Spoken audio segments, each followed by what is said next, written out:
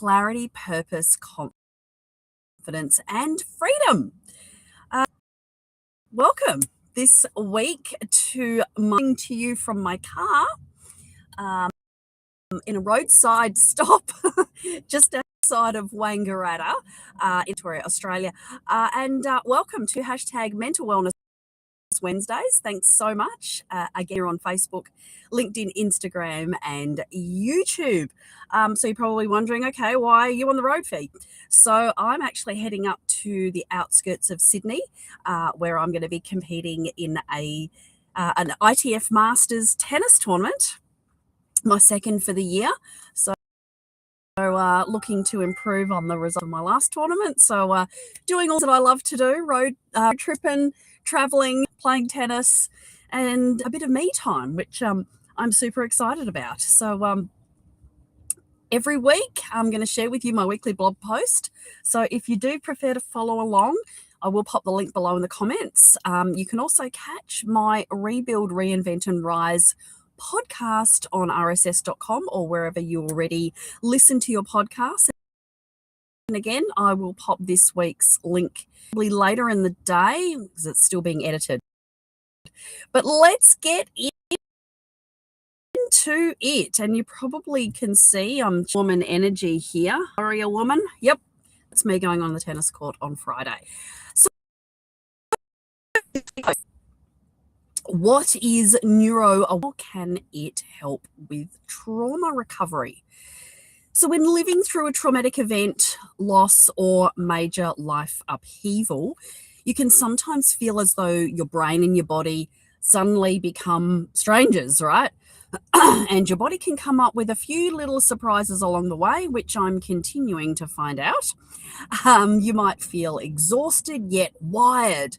You might feel constantly on edge, overwhelmed by things that never used to bother you, disconnected from yourself or unable to focus, or maybe all of the above. You might even wonder, what the hell is wrong with me?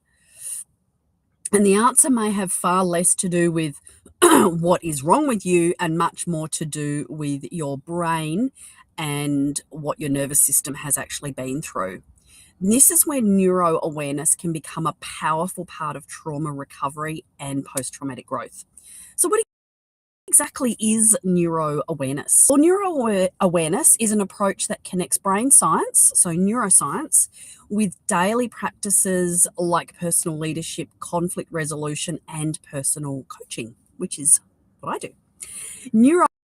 NeuroAwareness is the practice of understanding how your brain, system, emotions, and behavior interact in response to stress and perceived threats.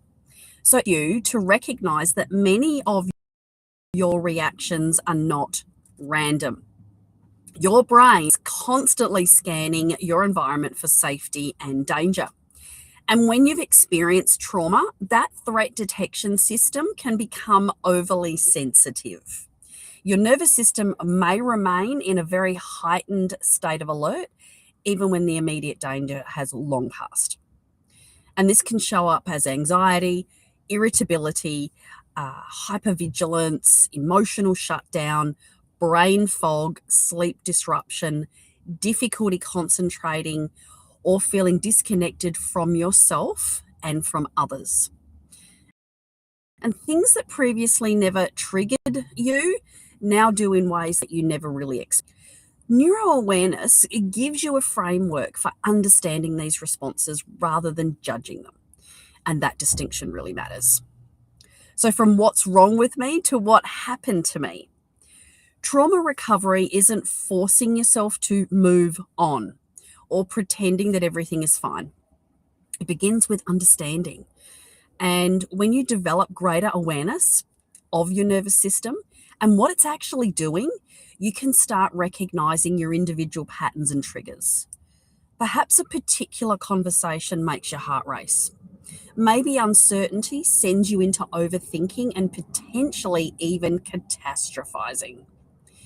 Perhaps conflict makes you want to hide, or maybe you notice that you become exhausted after being around people, even when nothing particularly difficult has happened or said. Seemingly simple interactions just plain wear you out, and I feel you. NeuroAwareness encourages you to notice these responses without immediately becoming consumed by them. And that creates something incredibly valuable: choice. Awareness can then create space between the trigger and the response. And one of the most powerful aspects of neuroawareness is learning to recognize what is happening in your body before the reaction takes over. You might notice that your breathing becomes shallow, your shoulders tighten, or in my case, they rise, your thoughts speed up, your stomach clenches. You can feel it in any part of the body, but the most important thing is to recognize what's happening. So instead of automatically reacting, you can pause and ask, what is my nervous system telling me right now? That pause doesn't magically erase the trauma, but it can be insightful in supporting you to respond rather than simply react on autopilot. And over time, this awareness can support healthier regulation. Strategies such as grounding, breathing, movement, rest, connection, and creating environments that increase your sense of safety. Neuroawareness isn't about fixing yourself.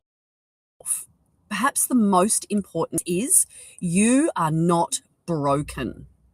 Your brain and nervous system have been doing their best to protect you. Trauma recovery is not about becoming the person that you were before everything happened. Sometimes that person no longer exists. And sometimes that's a really good thing, because sometimes it can actually reveal the best versions of ourselves. And sometimes it takes a traumatic event to do exactly that. The most important thing to understand yourself more deeply is to really lean into what your nervous system needs and is saying, and gradually building that capacity to feel safe, connected, and present again. And that's a journey that doesn't necessarily have to have a clear destination. It's something that we all learn to walk alongside and not eliminate. It becomes part of us and part of our story. NeuroAwareness does not replace professional, trauma-informed support, therapy, or medical care when those things are needed. And I've been very open of the fact that I am still continuing to see a psychologist regularly.